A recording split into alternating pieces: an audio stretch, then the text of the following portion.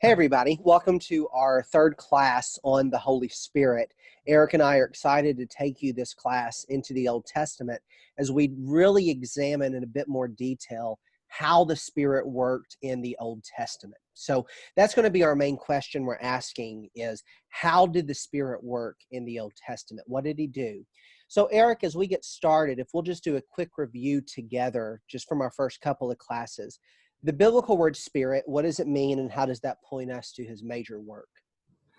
The biblical word in Hebrew is ruach, and in Greek it is pneuma, and it literally means the breath of God. And it's the breath of God which breathes life into every living creature on this creation.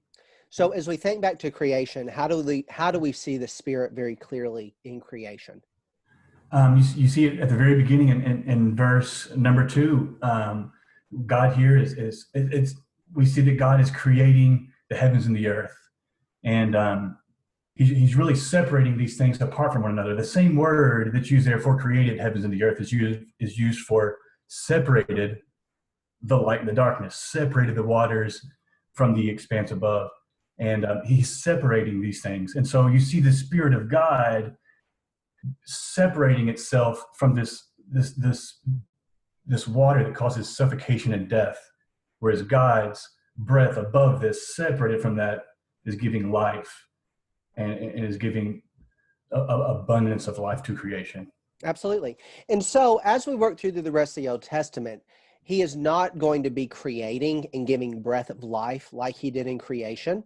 And that, of course, we'll come back to as we get to the New Testament and how that frames his current work today.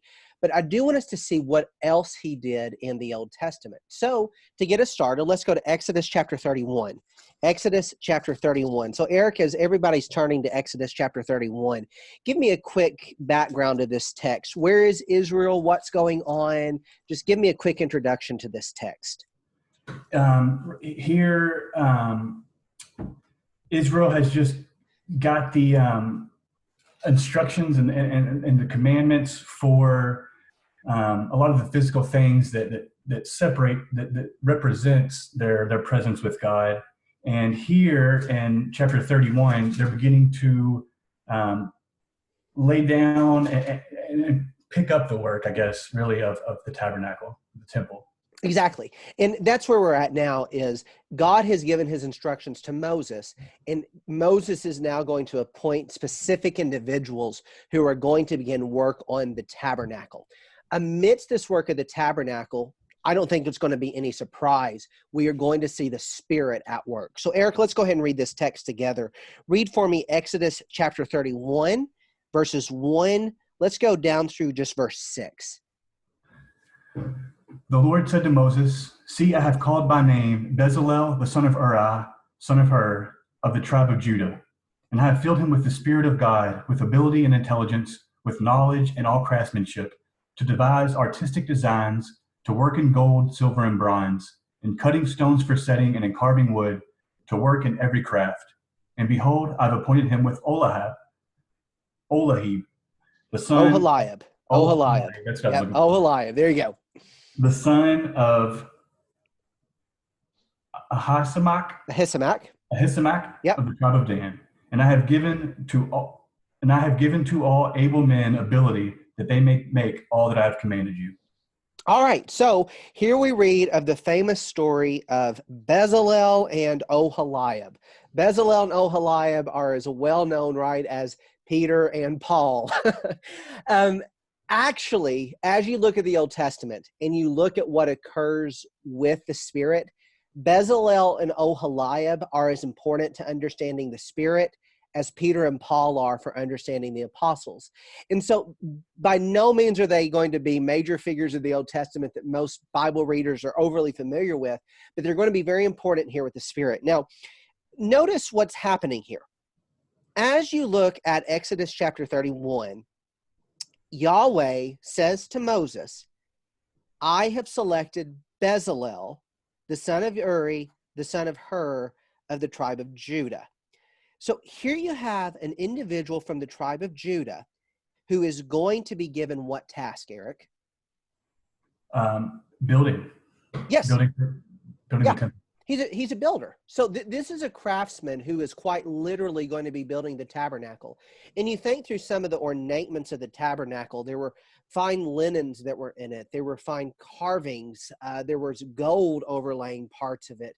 The three major parts of the tabernacle each had very ornate parts to it, from the fine linen of the veil to the coverings over the tent. So there was a lot of very specific things that had to be done from a builder perspective. So here you have Bezalel, and let's go ahead and get our other figure here. Verse 6, you have Oholiab, okay? Oholiab is from the tribe of Dan. He's going to be the son of Ahisamach, and God has given both of these men the task of building the tabernacle. Now, these are by no means going to be the only men or the only individuals who build the tabernacle. Many others will be a part, but they're like the lead craftsmen here. What does God give them as they embark on the task of building the tabernacle? He fills them with the Spirit of God. Why does God give them his Spirit to build the tabernacle? It seems that the Spirit is going to develop within them the means by which God would lead them to carry out the construction of this place where others would meet this presence. Exactly. The Spirit was going to lead them to proper building of the tabernacle. Now, this is going to be very important as we think through some New Testament texts in a later class. But what specifically, Eric, was the purpose of God's imparting his Spirit to these people? Guidance and leadership. Yeah. Guidance, I think, is a great word there. Is as they were building the tabernacle, which was to be the place where God came in fellowship with man, where heaven and earth came together, this was going to be built by individuals who were endowed with God's Spirit. The Spirit's mentioned multiple times in the text. Look over to Exodus chapter 35. Exodus chapter 35. We're going to see the same thing here with Bezalel and Oholiab. Eric, if you'll read for me, Exodus chapter 35, read for me verse 30 down through chapter 36, verse 1.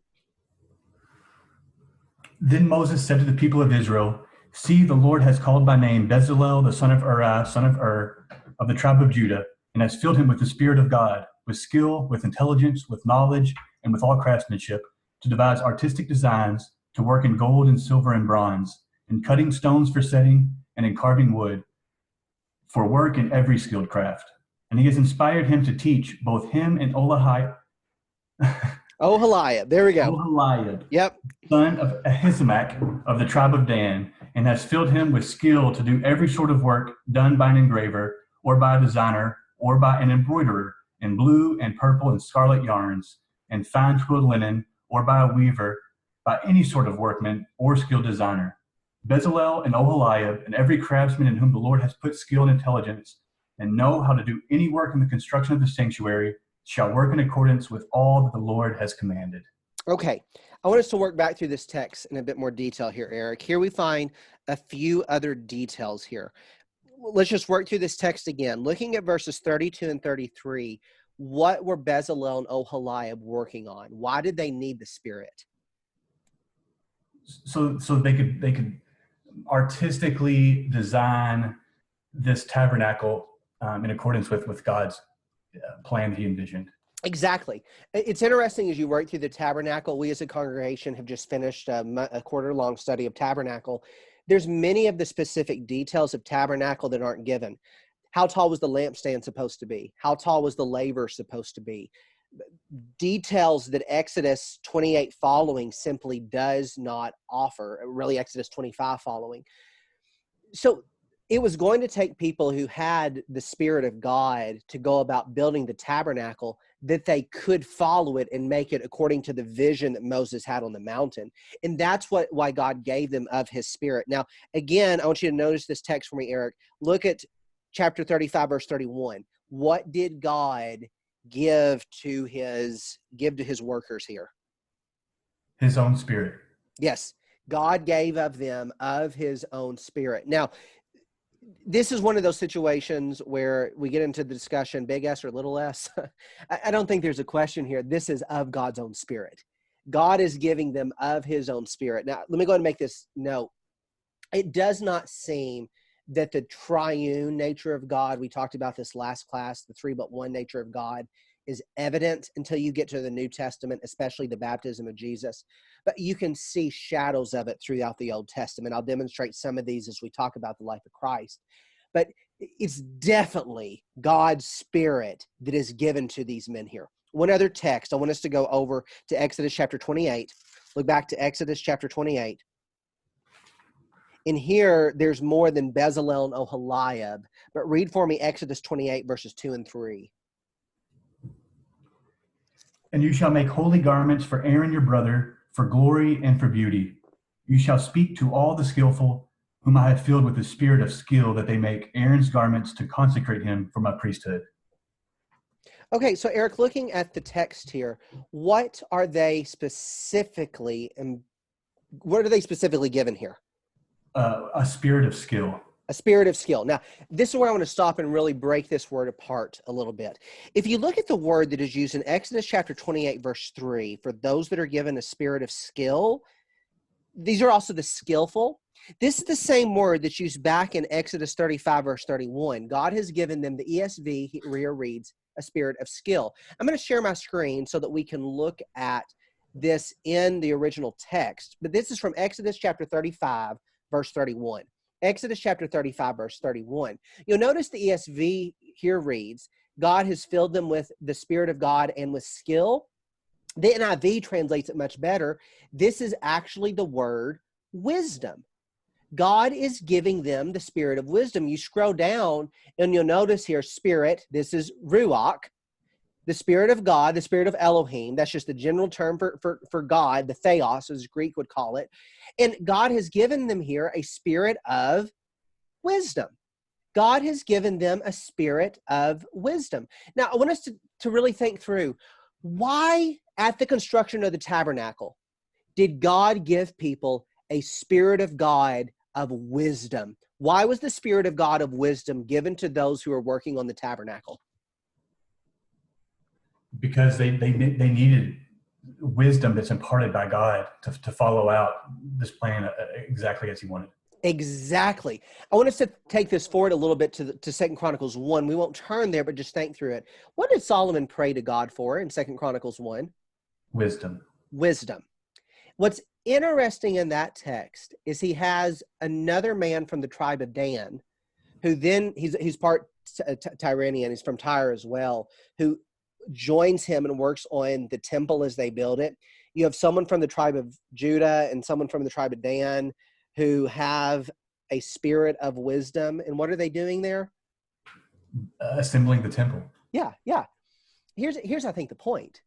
Wherever the living God is going to dwell, God expects that dwelling place to be built by people who have a spirit, a breath of wisdom. Okay? This is going to be very important as we work through New Testament text, but that's the connection the Old Testament showing us here. Wherever the living God is going to dwell, that dwelling place has to be built by people who are endowed with a ruach, a spirit of wisdom. Look over to Proverbs chapter 1. As you look over to Proverbs chapter 1, the same type phrase is going to be used. And we'll actually come back to this phrase quite a bit as we begin working through the prophets. But look at Proverbs chapter 1, verse 23, please, Eric. If you turn at my reproof, behold, I will pour out my spirit to you. I will make my words known to you. Notice here what God was the Father here pouring out to his Son. The Father is pouring out to his Son wisdom, words. Why? Because these words were going to be his life.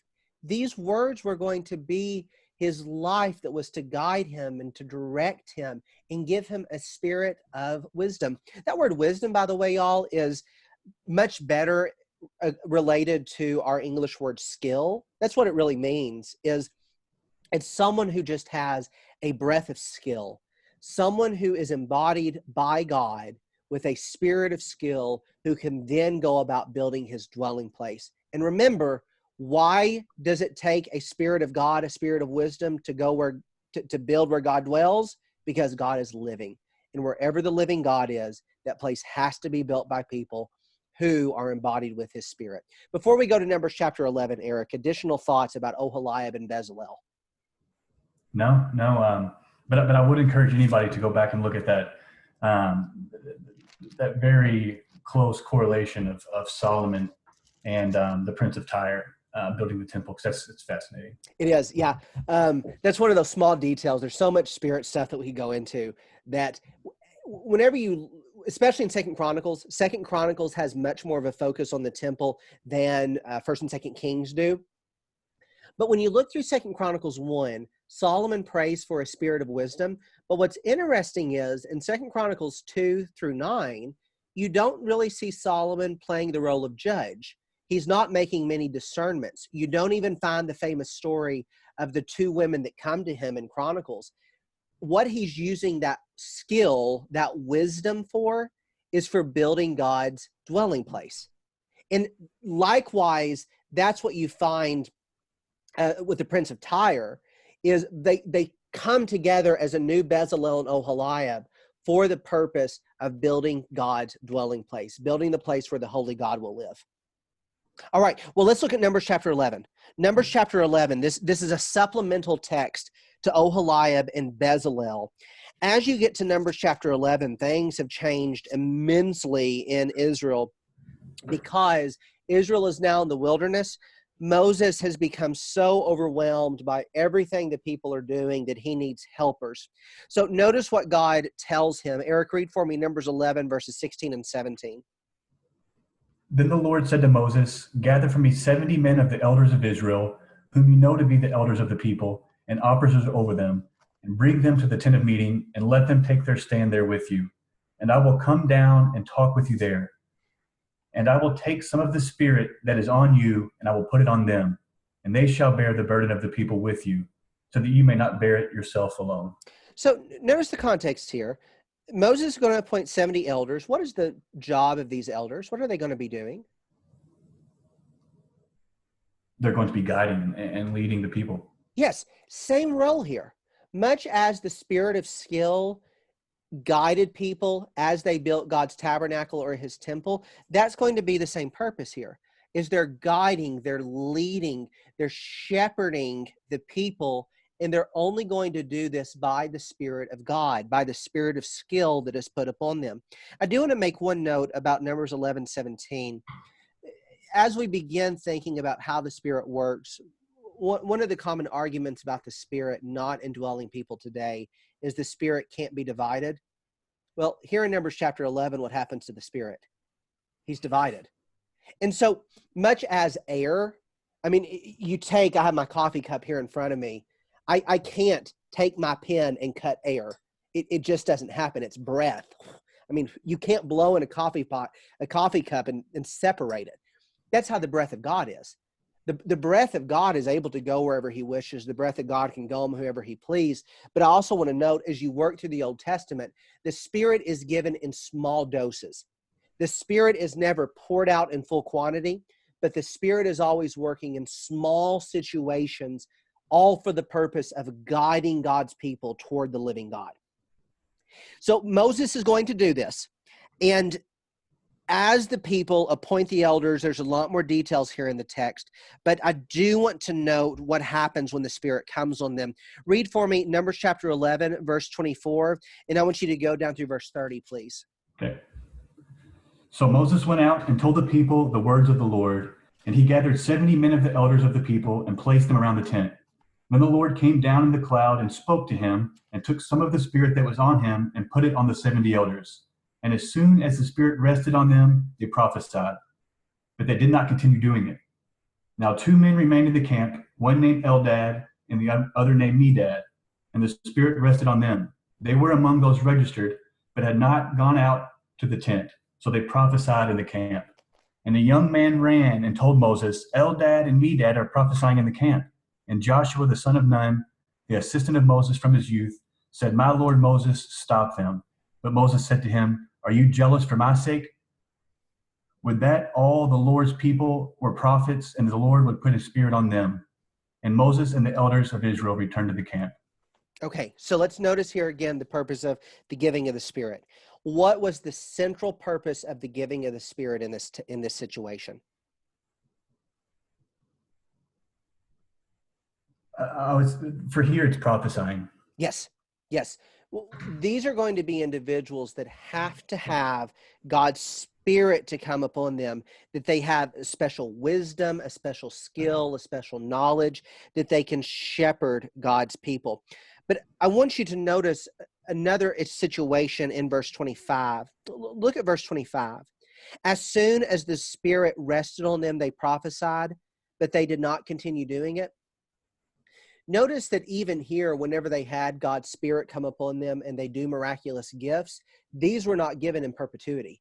These were given for a small period of time to confirm what they were doing. Now, that special work of having God's special wisdom and special skill upon them, that was to continue. But that special prophecy that they had to confirm the message, that was only for a short time, and it was going to cease. So y'all, these are just two examples from the Old Testament. I'm going to put up on the screen a bunch of other examples that you can look to and understand how pervasive the Spirit is throughout the Old Testament.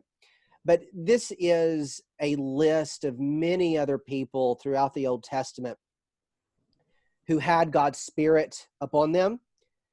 So you can look at Balaam, Joshua, Othniel, Gideon, Jephthah, Samson, Saul, David, messengers of Saul, Azariah, Jehaziah, Zechariah, Ezekiel, Michael, various others. Those of y'all that watching this, you can pause and take a screenshot and actually go into all of these texts.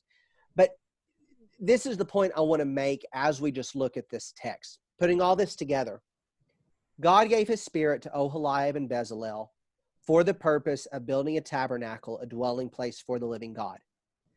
God gave his Spirit to the 70 elders that they would have a special spirit of wisdom, a special spirit of skill, that they could guide God's people.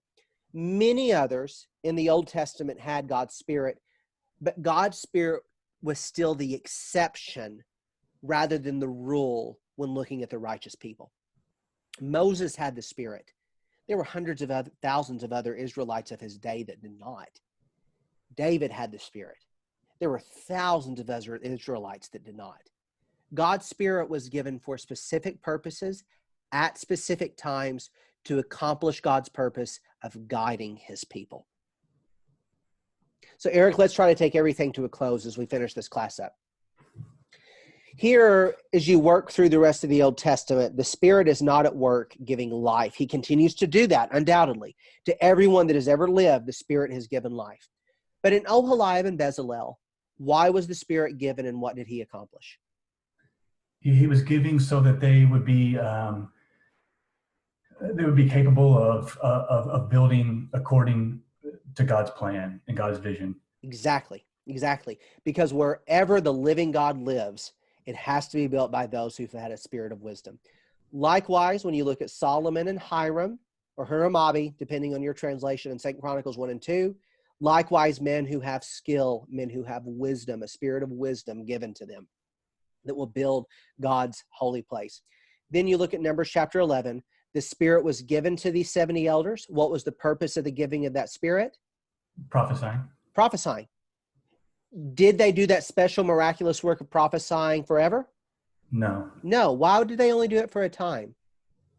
They just did it while the foundation was being laid, similar to the New Testament. Exactly. And here's, I think, what both of these stories have in common. The Spirit was given, and this is the key word you gave earlier, Eric. The Spirit was given to guide God's people to accomplish his purposes of life. Because what God was seeking to do in the tabernacle was to provide a dwelling place where the living God could dwell with the people who, if they kept covenant, would have life. Likewise, in the 70 elders, they were to guide Israel so that they wouldn't complain and be taken to death like it just happened, but the Spirit was given for the purpose of life, that Israel could live. Notice that, especially that connection in Numbers 11 to what has just happened. In both cases, God gives his Spirit and a spirit of wisdom that the Spirit could guide his people toward life. But still, This is not the special work of the Spirit. The Spirit is going to be given in a special way as we work forward to Christ. And we'll have one more class where we talk about the Spirit's prophetic work in the Old Testament. Closing thoughts as we finish this class out, Eric? No, I thought that that went really well, and it gave me goosebumps there at the end. So yeah, absolutely, me as well. Especially, and as Eric told y'all, we didn't take the time to do it. Read 2 Chronicles 1 and 2. When you look at Solomon and you look at Huramabi and you notice their connection back to Oholiab and Bezalel, you see God's Spirit at work again. And it, I think, is going to give us a good foundation to understand how the Spirit is at work today, which we'll get to in some number of classes from now. All right. Thank y'all so much for continuing this study, and we'll pick back up with you next time.